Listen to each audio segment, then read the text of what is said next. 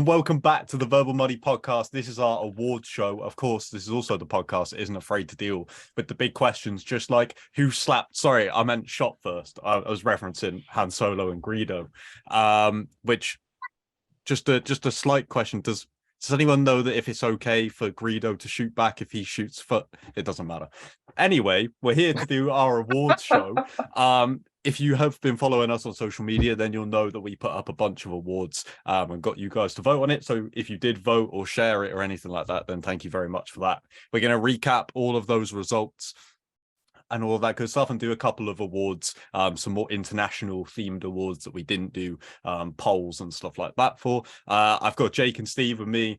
As always, we have Jamie still missing. I think kind of like the debut of Power Slap on TBS. We might find out more about that at some point. We might not. But we'll wait and see. So instead, we're joined by Corley, the boss again. Unlike WWE's creative team, we're happy to have the boss back with us. Corley, after appearing on the draft, first of all, fan favorite appearance, I think, at least in our opinions. How happy are you with the awards that we did? Because this is the first time we've done something like this, and I think that I speak for all of us when I say that we didn't expect it to do anything like it has. I honestly thought we'd have about 10 likes, 10 votes max. It just didn't feel like it was going to do much, did it? But it went so well. It went beyond what we expected. And thank you to everyone for getting involved, the fighters and the promotions. Shout out Cage Warriors and KSW for getting on it. And everyone, really. And all the fighters for being hard as fuck for us all to love, watch, and then just give us all the entertainment that we love, yeah? Big up everyone. I'm about that. Steve and Jake, any observations of the awards? Is there anything that you wanted to say before we actually get into what the results were? Go ahead, Jake. I have nothing to say, Steve. I'm happy that everything turned out as well as they did. As Coley was saying, I wasn't expecting such a massive interaction, and definitely a couple of surprise winners, if I do say so myself. But I think everyone who was nominated was definitely deserving. Yeah, I'll echo that. It's been cool to see everyone voting, getting involved, all the fighters sharing the posts, getting their friends to vote for them. It's been awesome. And yeah, like you mentioned, the surprise winners. I think that's the thing that stands out the most to me. But we will come on to that in a minute, won't we, guys? We will indeed. We'll start with regional promotion of the year, which is the one that had by far the most nominees. We ended up doing quite a lot of nominees for that. It was hard to whittle it down. So nominated for that award, we had Vida, Shock and Awe, Golden Ticket, Contenders, FCC, Cage Warriors Wales and Southeast, and Meltdown. Corley, you're the person who added up all of the votes to find out who actually won. When I looked at this earlier to try and work out by like how close the margin was, because I should say Shock and Awe was the overall winner, but in the way that we did the posts, they were kind of like brackets, like individual brackets. How difficult was it for you to find out that Shock and Awe was the overall winner? To go back and be like, what is 32% of this many vote? What is this of this? And then I have to go back through and count, and then just to double check your count, and then your first two counts aren't the same, so you have to do it all over again. It was a very trying experience. I have figured a better way for next year's, so we'll be all right for next year. But no, it was hard work, man. But it was good. It's good. It's fun to be tallying them up and then seeing how close it's going, and then being like, oh, they've overtook him, and like, oh, but the bat. It was good, man. It was good. Yeah, it was cool that, like, even though that made it really stressful, it's cool to nominate so many promotions and to see them engage with it and stuff was really great. Like I said, Shock and Awe won the category, but there wasn't really a promotion that didn't do well. Like some of the other categories that we did, some of them only got a couple of votes or whatever, but through scrolling through, all of them were quite well represented, I thought. Definitely. I think they only won the vote by 2 or 3 votes. I think the fight star in Cage Warriors Southeast, it was so close across all platforms. Yeah. So good. Let's go on to UK Amateur of the Year. A lot simpler to work out the winner for this one. So we had nominated, as with the rest of the categories, just 4 options that came down to Shay Ingram, Chanel Dyer, Curtis Campbell, and George Staines. Shay Ingram ended up getting the win on that one. I am very grateful for being voted Amateur of the Year. Thank you everyone for your support and all your votes. It is much appreciated. So congratulations to Shay and to everyone that he trains with, and Team Renegade as a whole. I mean, they're going to pop up in the next award as well. So, you know, it's not the first time we're going to be talking about Team Renegade. We'll come back to that on a sec, because Regional Pro of the Year, the nominees were Shamrock, Lewis McGrillen, Mohammed Shazli, and Kiru Singh Sahota. Another win for Renegade with Shazli picking up that win. And again, kind of a similar thing where the Twitter poll, the Twitter poll for this one was pretty decisive for Shazli, with Lewis McGrillen coming in second. But then the Instagram was just flooded with Shazli. He won that hands down. Hi guys, Mohammed Shazli here. I just found out I won Violent Money's Regional Pro of the Year. I was surprised to be nominated, let alone to win the whole thing. Thank you to everyone who voted for me and supported me, and let's see what 2023 has to offer us. So both of them being won by Team Renegade. Like, they've had such an incredible year, but from the top all the way down. I'm just going to throw it to you guys. Does anyone want to say anything about Team Renegade? Because I think that if we were doing a Gym of the Year award, which I'm sure we will in future years, it'd be difficult to not have them as number one. Yeah. Go on, Steve. Go on, Steve. Yeah, they're 100% the Gym of the Year. Like you mentioned, top to bottom. Obviously at the top we've got Leon, we've got Fabian, we've got Arnold, and then down to the amateur guys you mentioned. But in the middle we've got guys like Jai Herbert, Matty Byfield. They just had a really strong year as a whole. Plug Jamie's piece on the gym on the website right now. Go and read that to find out a bit more. But yeah, I think if we were doing a Gym of the Year, like, there's nowhere else you can look. Just let's be honest. Yeah, for sure. So now we get into some of the categories where that we can have a bit more conversation, a bit more debate about some of them. Kicking that off rather with European Promotion of the Year. I think all 4 were very worthy nominees. I thought this one would be very close, which it didn't end up being, with KSW getting a massive 61.8% of the Twitter vote. The Instagram vote had basically no impact because of how many votes there were on Twitter, and how dominant it was. For KSW, they only actually got 1 vote on the Instagram votes. LFL got a ton of votes on Instagram, didn't do very well in the Twitter poll, so it didn't really make that race any closer. Where did you guys think this one was going to go? Were you surprised to see KSW win?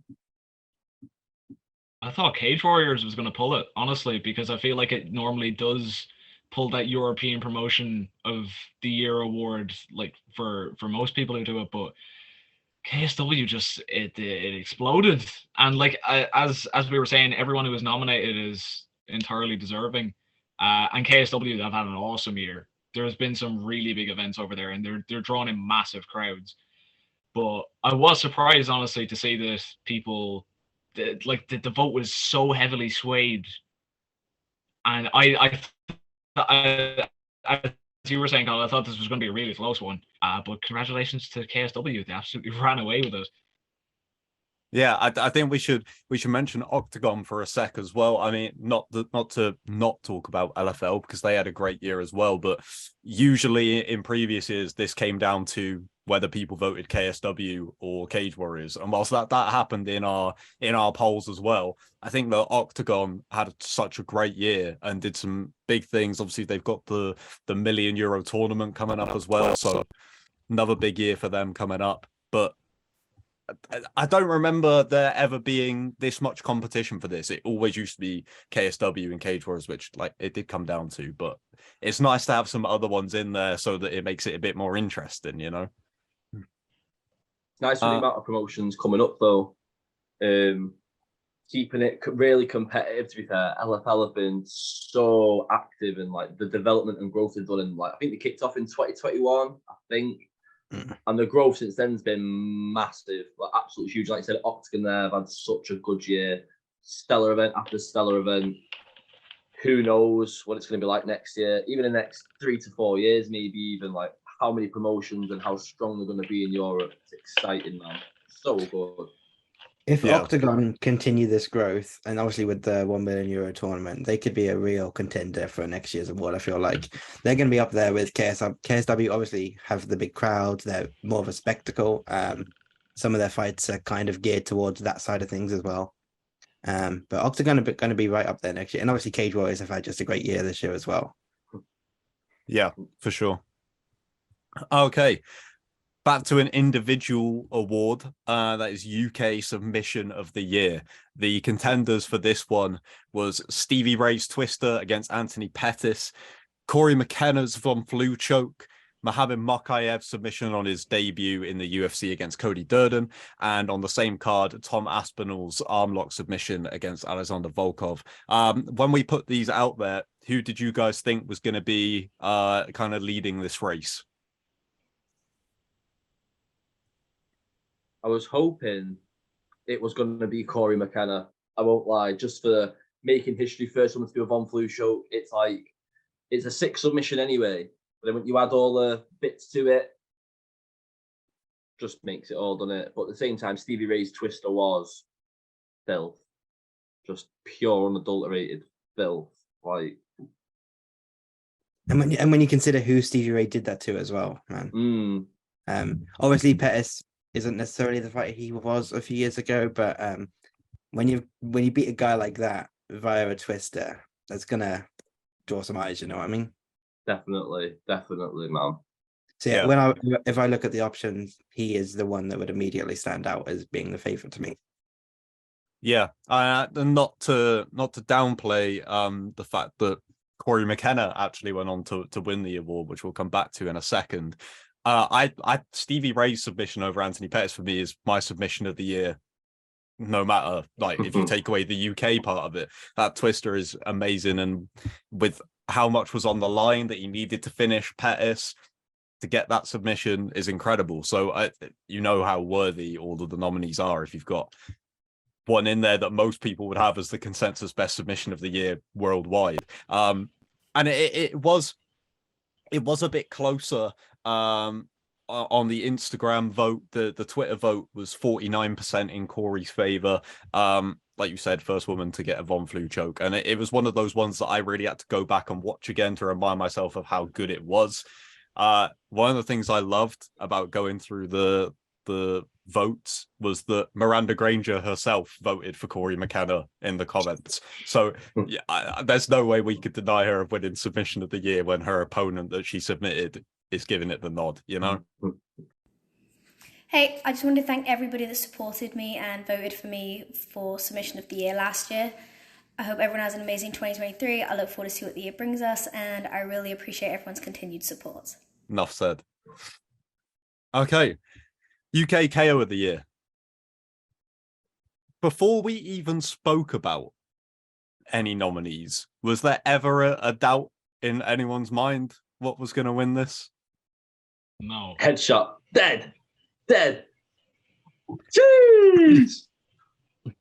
Like you mentioned, Stevie Ray being the period submission of the year, just submission of the year period. This is the KO of the year period for me, and a lot of people too. When you look at the stakes as well, 5th round, down in the fight, he pulls out that over the best fighter in the world. I really don't think you can look past that. UK KO of the year, check.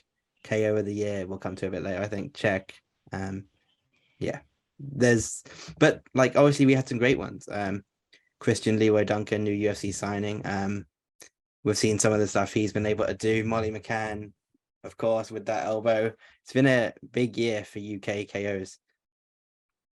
Manny Akpan as well. Like, yeah, of course, yeah. Oh, that I'm so disappointed that didn't absolutely transcend and it didn't go mainstream, because if there was ever a knockout on a Cage Warriors card that the whole world had to see, it was Manny Akpan.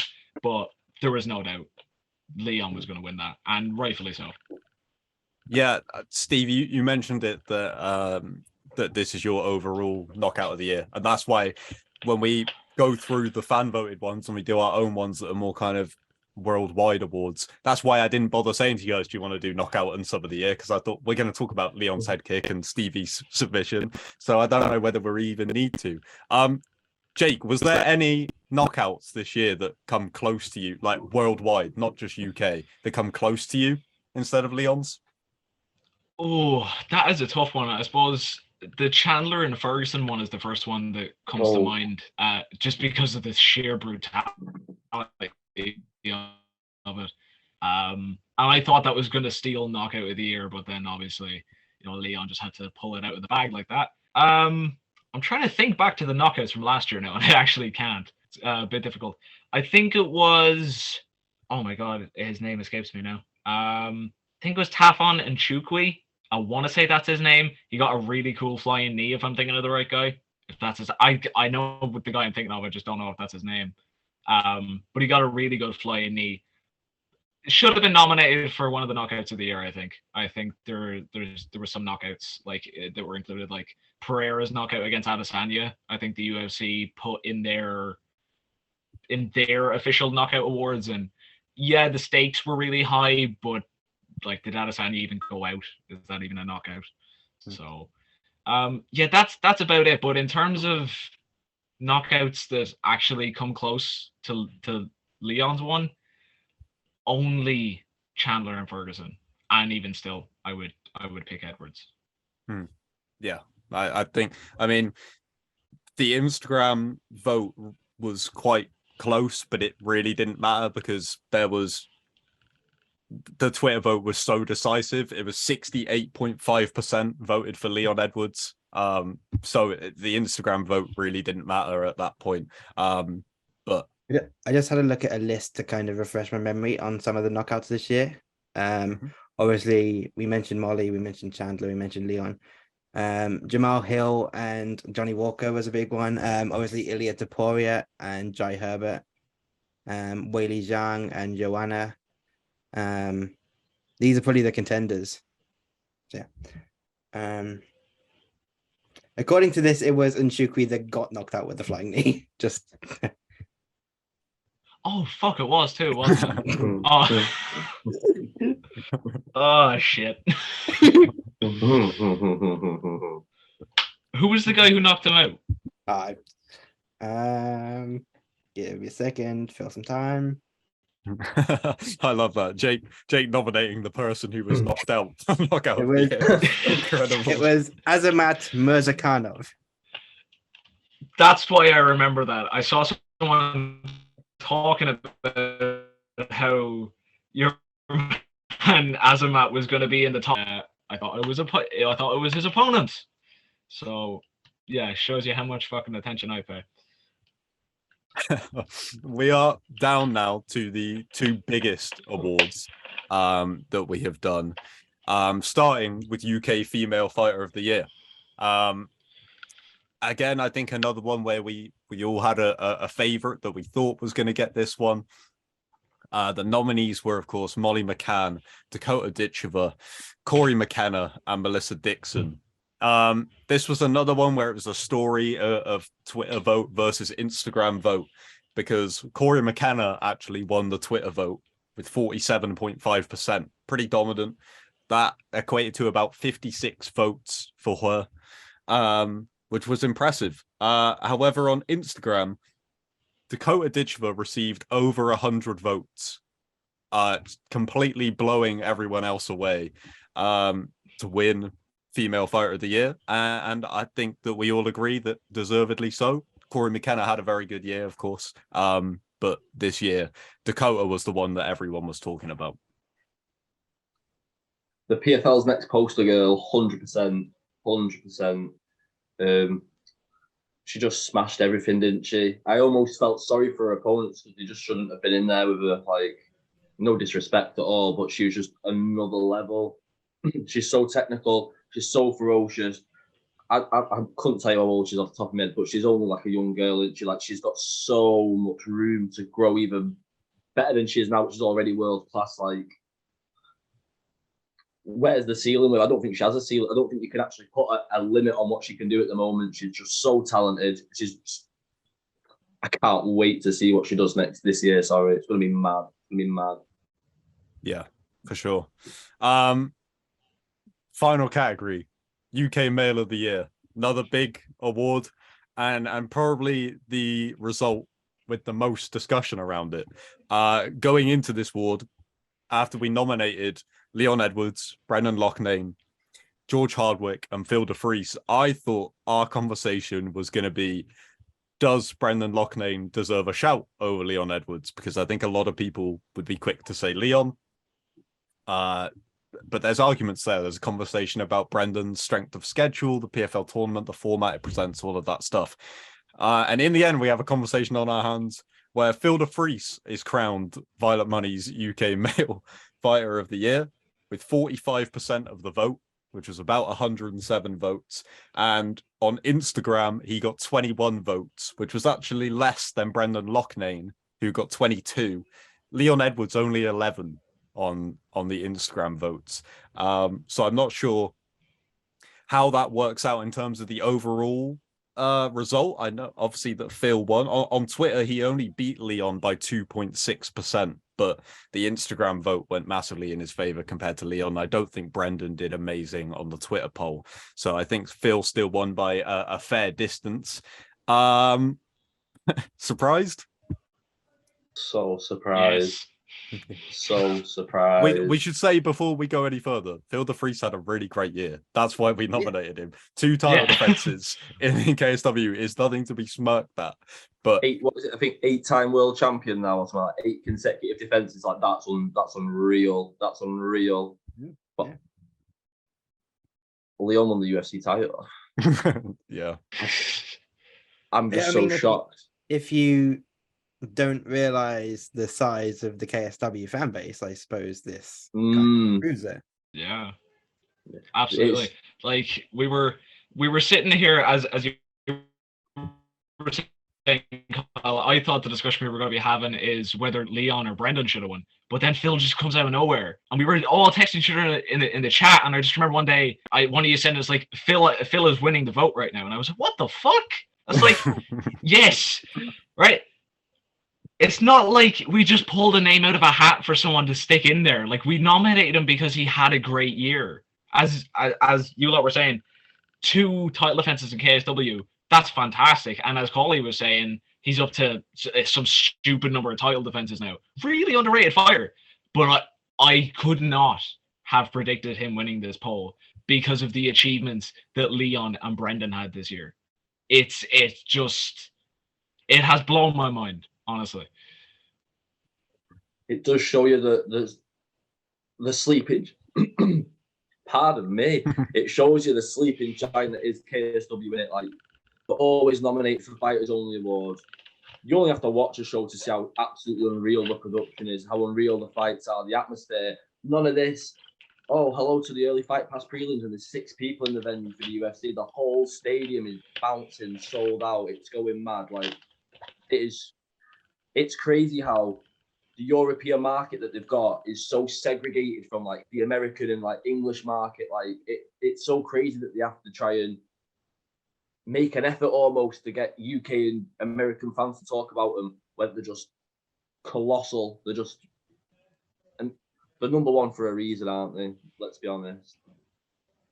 Yeah, I mean, I just didn't expect that our conversation about Male Fighter of the Year would basically be our same conversation as European Promotion of the Year, which is don't underestimate the power of KSW. And with that, Phil de Vries. Now, we should talk about the debate that I said that I thought we were going to have. Does anyone have Brendan Loughnane as their UK Male Fighter of the Year? Because I think there's an argument. But there's definitely an argument. There's 100% an argument. It's just the narrative for so long. It's almost hard to bring your brain down from it. Is that UFC is the pinnacle of everything. So Leon winning a UFC title is like, oh my god, you can't beat that. But PFL is so different. It's not the same format as the UFC. It's not trying to be the UFC.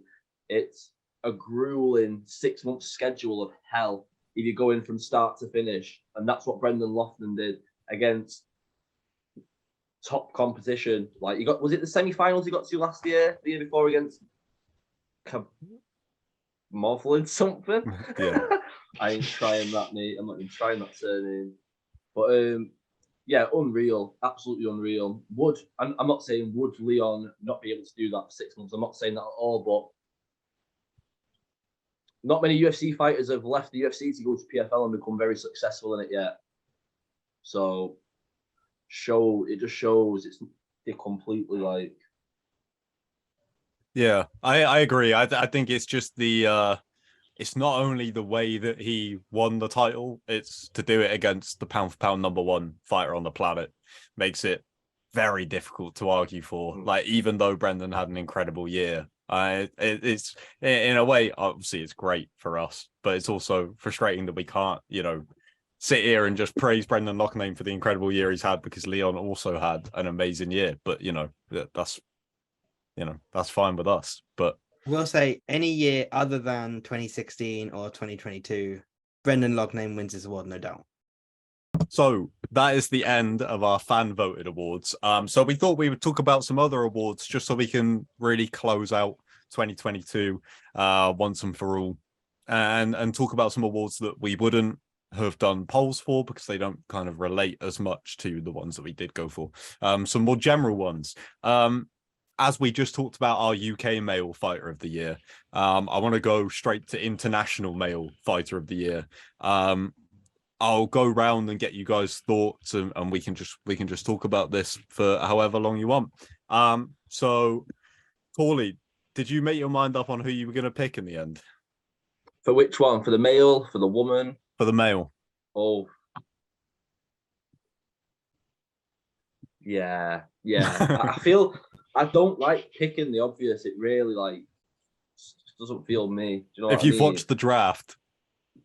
Oh, don't watch the draft. Don't watch the draft. Definitely doesn't like picking the obvious.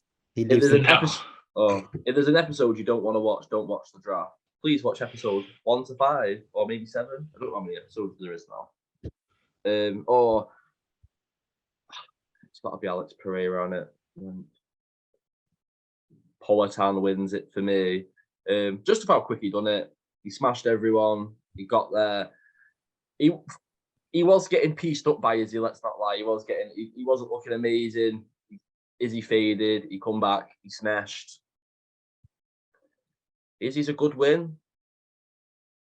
But Izzy didn't win. I'm quite happy about it, though, to be fair. Nothing against Israel Adesanya at all. Just, how could you fight Alex Pereira? I mean, look at him. Like, he looks like he'd just pick you up, rip you in half, and just drink your inside, like some mad fatality. Do you know what I mean? Scary man. But yeah. All right. Other than that. All right, Jake, who's your male fighter of the year? I was originally going to say Alex Pereira as well, and I feel like a lot of people were being harsh because I don't know why people were being harsh. I thought he was the obvious choice at first. He won the belt off Adesanya. He had 3 spectacular fights this year. 2 of them were pretty good knockouts. But I saw one stat over the Christmas break and it changed my mind. Alexander Volkanovski is the only champion to defend his title this year without losing a round. So I'm going to say Alexander Volkanovski. What he did to Max Holloway, if he only fought Max Holloway this year, he would have eventually had my vote. But what he did to Korean Zombie as well was it borders on hate crime how badly he beat him, and it was getting uncomfortable to watch right before the fight was stopped, and what he did to Max Holloway was insane as well. So I'm going to say Volkanovski, and hopefully he'll win this category again next year if he beats Makhachev. Yeah, good shout. Steve, I'm assuming you have one of those 2 men as well. Yes, I do have one of the Alexes. And I am going to be siding with Corley on this one. 1 year from making his debut in the UFC, to winning the title over Israel Adesanya. No one else has really done it that quick. I only think of like Brock, and that's about it. And that's slightly different, obviously, because he doesn't. There wasn't that story there. But yeah, coming in the knockout over Strickland, which would be up there for knockout of the year, as well. Just he looked great, and then obviously the Izzy fight, like you said, he wasn't necessarily winning that fight, but what are people going to remember from that fight? People are going to remember the finish. Alex Pereira beating Israel Adesanya again. And yeah, he's the king of the middleweights right now, and he's my pick. Volkanovski obviously had a great year as well, and no slight on Volkanovski, but he beat a guy he's already beaten twice, and he beat Korean Zombie on short notice. And it's a great year, but that's like the thing that kind of lowers it a little bit for me on him. Yeah, I picked Volkanovski, but you made very good points. Alex Pereira, of course, was the close second for me. It was just the performances, I think. But then it's tough to compare performances because Alex Pereira will never have a style like Volkanovski's where he dominates a fight like that. That is his style, is that he catches you with one shot and puts you out. But Volkanovski, just two flawless performances. He made Max Holloway and the Korean Zombie, two of my favorite fighters, look like they didn't belong in the UFC anymore. They were that outclassed. It was ridiculous. So we went 2 for 2 on Volkanovski and Pereira, which I think is fair because I think they're both so deserving of the award. So yeah, and in saying that, I'm not like saying Volkanovski is a bad shout. In what I said, like Volkanovski is still a very valid shout. But yeah. Female fighter of the year. I kind of struggled a little bit with this one in terms of coming up with arguments for not picking the person that I eventually went with. How many clear contenders for this award did you guys have? Because I kind of only have one. I'll be very, very brutally honest. The first person I thought of, I was like, yeah, that's a good pick. And I've stuck with it. So okay. This is for you to convince me now. Am I a twat? Is there anyone that doesn't have Zhang Weili? Yes. No. Oh, I don't have her. Now I'm confused. I don't have her. Wait. Oh no! Don't wait. Carry on. Carry on. Carry on. Don't wait. Don't wait. Oh no. We're gonna come back to Cordy. Steve, do you have somebody different? No, I've got Zhang Weili. Okay. Okay. I was just having to. I didn't have it planned, so I was just having to rack my brain as you were talking. Then, but of course, a knockout win over Joanna, and then a finish again over Carla to win the belt for the second time. In a year where there's not really anyone else standing out, I think you have to go with her for me. Yeah, and she's improved a lot too. I think she looked incredible against Carla Esparza in that fight. And if she was to fight Rose again at this point, I would probably favor her. So that I think she's grown this year as well, rather than just picking up those two great finishes in big fights as well. Yeah. Corley, I know that we kind of, it wasn't. So have you all picked Wiley? Have you all picked Wiley? Yeah. Oh, no. Oh, no. We need to tell us what pick to do before I come on. This isn't good. The draft all over again. No, I'm actually happy with this pick over White. I'm very happy with this pick. Now you've said it and spoke about it. I have gone for Larissa Pacheco from PFL.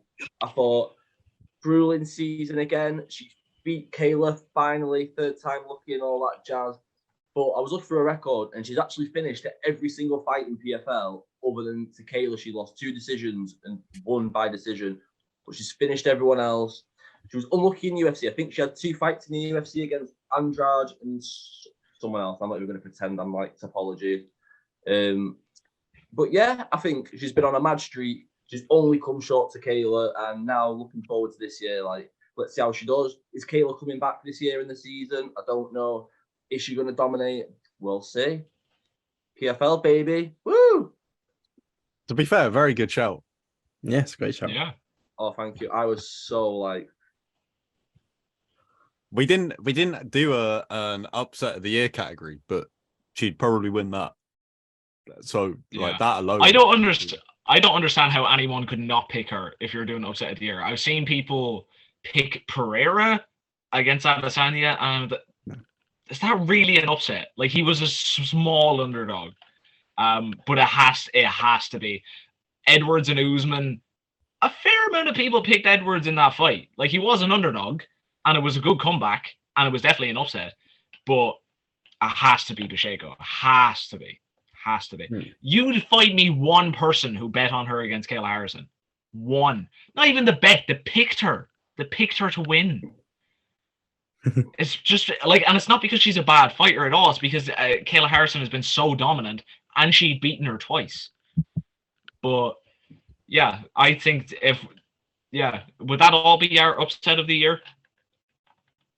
I think it would, Jake. I think you make very compelling points.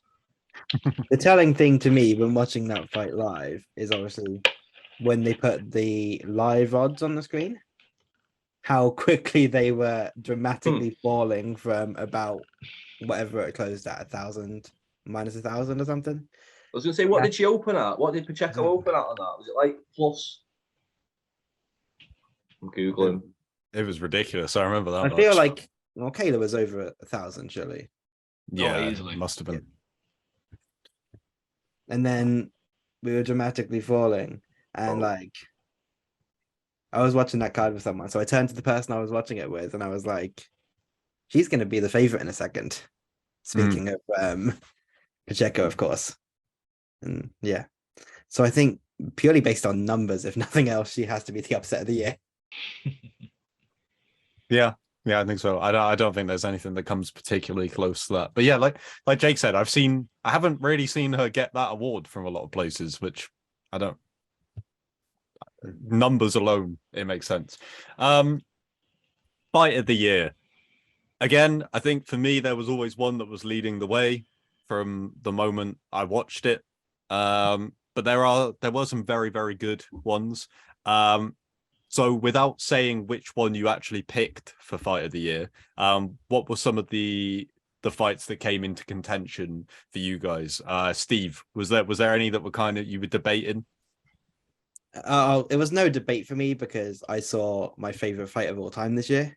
But there were some great fights that came close. Obviously, one that's really underrated at the minute, I think, is David Onama versus Nate Landwehr. That was an incredible fight, and I think that's been ridiculously overlooked in these awards coming up at the end of the year.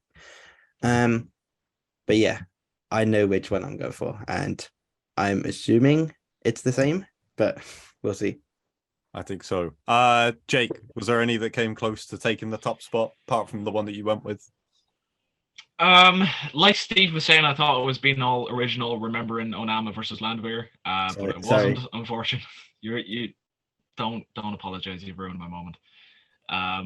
But Costa and Rockhold, I don't see that fight getting talked about enough. Like, I know people said, it was a really good send off for Luke Rockhold, and he certainly left the ring with a lot more fans than he had going in. But that was an awesome fight as well. Super entertaining to watch live. I'm trying to cast my mind back now. Adesanya versus Cannonier, that was a banger. No, it has to. We better be talking about the same fight here, because it has to. Like, if the fight I picked is one of the best fights I've ever seen live, so it has to be. Yeah, I think it is. Corley, any? I don't think it is. Oh no, I really don't think it is. Oh no. That's why I saved you till last. No. Becoming a trend. So am I having to tell you what my pick is now, or am I going to hold off for the shame a bit longer? Okay, let me tell you what ones I was also considering, because I don't want Corley to say the one that we've all got, and then it's like but oh no, don't. This is even worse, man. This is even worse. Not that it ever came close to challenging for my favorite fight of the year. But I think this was quite a personal thing as well. Right up there with the most fun I've ever had watching a fight was Gilbert Burns versus Khamzat Chimaev, where so rare that you get a matchup with all this hype and it delivered perfectly. We all wanted to see Khamzat tested, and we got that. And that fight was absolutely ridiculous. Now, Corley, what is your fight of the year? Well, I don't think it's a bad fight, to be honest. I thought it was a really good fight. But Okay. it was either for me between Clay Collard and Jeremy Stevens on PFL, or it was I was smashed, but I was off my seat screaming. It's probably Paul Hughes and Jordan Vucenic. I thought that was an absolutely sick fight. Like, that was just mint. But I don't know what it is. I get more enjoyment out of Cage Warriors cards than I do UFC cards. Like, if they're not English fighters fighting, not that I don't like not watch it, but I just think like got to be a bit flashy to like make me go, oh, that was good. Otherwise, I'm just not really that fussed. But like Cage Warriors, I'm like, oh, sick that. So yeah, it was that. I'd like to give a mention to Vucenic and Hughes as well, because I was at that one live, and it's not the best fight I've seen, like actually in attendance, but it's up there. It was a hell of a fight. Yeah. So just if I didn't mention that Onama and Lando, I would have given that one a mention as well. But obviously now you've got to, and that was a hell of a fight. Yeah. No, great shout. I do really rate the shout from you, Corley, but you did say just a second ago there needs to be something particularly flashy to catch your eye. I think this year we saw one of the best title fights in UFC history, which I would say is probably enough to do it. Oh yeah. Oh wait, were you all thinking of Leon and Usman? No. Wait, what am I on about? What am I thinking? No, that wasn't even a good fight. It was a terrible, traumatic fight. Wait, what are you thinking now? I'm doing some hard editing. The fact that there isn't a champion anymore is like clouding it from his mind, obviously. What are you on about? Prohashka and Teixeira. I fucking well forgot about that, you know. I well forgot about. To be fair, I don't even remember watching that fight until probably like the next day. Like, just completely zonked out. But still, you missed out. That is one of the best fights, and definitely one of the best title fights I've ever seen live. It was so good to watch. This is the best UFC title fight of all time. I'm so embarrassed. It's up there. It's definitely up there. And like I remember live tweeting that is probably the best title fight I've seen in a long time, if not ever. And I rewatch it every couple of weeks, thinking, oh, I haven't watched this in a while. I know I have. I just want to watch it again. It's fucking awesome. And I still shout every time Teixeira rocks him and jumps on the guillotine. I'm like, no, what are you doing? I have never seen, right? I watch every pay-per-view with my dad, right? I have never seen him more emotionally invested in a fight than that one. And when it was happening live and Teixeira jumped on that guillotine, he actually jumped off the sofa and went, what the fuck are you doing? Oh, it was so good. So good. And look, Collie, I respect the picks, but it's shameful you don't even remember it. So shameful. Bro, when you have kids, honestly, you'll realise that if it's not happened this week, it's probably not happened at all. Like, I could not tell you what I did last week. But I don't even know what I did 20 minutes. I was on the podcast, actually. Hey. But no, don't tell you. Madness. I'm very ashamed of that, though. I'm ashamed of myself. I'll go to the north. So I need Jamie back. I don't know. It adds another level of excitement. It's Jamie would have picked the up because he's Brummy. Also, I'm sorry. I said that Leon versus Usman wasn't even a fight. I mean, it wasn't particularly entertaining up until the finish. The first round was entertaining because Leon got him down. Everything after that was typical Usman. And I say that as a man who spent 30 quid on an Usman shirt in 2021. So, like, I don't think I've ever come close to crying watching a fight before, but then watching that and just seeing that he was like, just visibly like giving up on it. Like when he come out of that fifth round, he had his hands down and he was just like, I thought, it's done. I was like, he's done. And then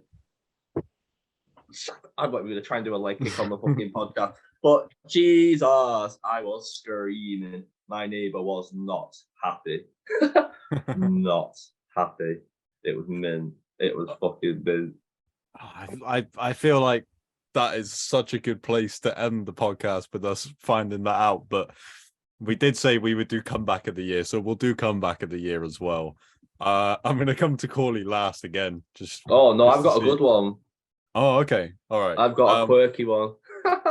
So yeah. So again, you haven't gone for the obvious. Yeah. Oh well, what have you picked for the obvious? What's the Coley obvious? will do anything but pick Leon Edwards. Anything, right? Even in the Yes. draft, we Did gave you him pick number one Leon? pick. Did you pick Leon for this? Well, it has to be, Yes. right? Has to be. Oh, I didn't pick Leon. Wait, no, Corley, come back. How was a head kick in the 5th round of a title fight? It's gotta be. when you're I saw losing someone. the fight, not the comeback of the Oh year. my god! I honestly, saw guys. someone saying. I saw someone say, fucking, Pereira, but like that wasn't even the best 5th round comeback against a Nigerian champion this year. You know what I mean? Like it just wasn't that. If you've gone match now, I'll like kind of forgive it. Okay, yeah. I can't argue this for Corley because I didn't pick Edwards versus Usman, which I'll explain in a sec. But thank you, Kyle. I feel like I'm gonna say, and this is why, and then Corley would go, I forgot about that fight, so I'm not gonna defend him. I will defend my own actions for not choosing Leon, and that is because to me that though it was a great come from behind victory, I feel like there were contenders where someone came close to being finished and turned it around, and that to me rated a little bit higher. It's difficult because that was a 5-round fight and everything, so you have to take that into account. But for me, to shout out Christian Lee's performance against Cameron Abasov at One on Prime Video, where he was nearly finished in the 1st round and came back to become a double champion. That was incredible. But yeah, I did give it to Matt Schnell versus Sumadaji. I've never seen someone wobbled that many times in such a short amount of time, and then in the same round to stop him with just devastating ground and pound. That fight was incredible. Now, Corley, I have literally no idea where you are going with this. Well, I actually thought of the same fight you did, Kyle, and decided against it. So, Okay. Oh no, Of I course did you not did. choose a fight. Okay, this is peak Corley behavior. This I come just back want of the people to know. I don't sit here and think, "Oh, I'm going to do this purpose. I'm going to throw a fucking random." I do not. I just think, "Oh, that was good. Oh, that was good. Oh, I did that this year," and then I think, "Oh, fuck, I haven't filled the gaps in." I'm just thinking back to. But I personally think, to be fair, this is like a top tier pick. This is like, if I had a hipster card to play, this is it now, like Chapai and all that stuff. But I have chosen John Hathaway for Octagon because he was out for 10 years. He come back. Oh, not 10 years. Sorry. He was out for 8 years. Sorry. He comes back. He smashes Ricardo. Wait, there. I've written his name. Andre Ricardo. I was going to say Ricardo Ramos then. He smashed Andre Ricardo. He's 35. Just phenomenal. Come back after battle. And I think it was battle disease he had. And he just really struggled to do. Mega comeback. And again, before he had to retire, for the moment, he was 7-2 in the UFC. So that to me is also like an unspoken what if. Like he was 7-2. He lost, I think, Don Kyung Kim before he actually retired, and I think he lost to Mike Pyle, I think, before that. So like, there's the man there. So it's like I really do think now, like, going on a tangent there now, but that is another underrated what if in MMA. It's to be fair, again, it's a very out of left field pick, but it's another good shout. Like you made me think of Jimmy Warled, who probably could have been nominated for this as well. Like Yeah. that is an incredible story in itself. Maybe in future years we'll have to make a distinction between comeback fighter and comeback fight, maybe something like that. But also we can't ever do anything like this without having you on the show, mate, because you. It's like spinning a random wheel. You never know what you're gonna get. I love it. Yeah. I'm gonna pay for Jamie's hotel to do this. I was like, book a hotel just to do the podcast and then just leave. Like, it's not good. You know, I completely forgot about Schnell and Sumadarji, and I was definitely going to pick that because I was trying to brainstorm ideas last week, and I remember that, and I said that is like round of the year easily, and one of the best comebacks of all time. I've completely forgotten it, and I was like, oh, Leon, he won. Let's be original. Let's pick Leon. But yeah, some good picks, Coley, as always, providing us with the hipster card. But I'm happy with all that. Next time, I will be finding out what you're picking first, and I'll go with the median. With the median vote, I'm not doing it again. God, I think I need a carer, to be fair. Like, I shouldn't be allowed to do this. I think I have to milk myself. I'm not doing it anymore. Terrible. Well, that rounds out the end of year awards. I think that is the last thing that we are doing to do with 2022. Hopefully when we get the time in between all of the regular episodes that will resume, we can do some predictions for the year ahead. But things are starting to come back to having events every week, and there is an awful lot of news to get back to. So I'm sure we will do that. So make sure you subscribe however you're listening to this so you don't miss an episode of Verbal Money. And that's it. That's the end of the awards.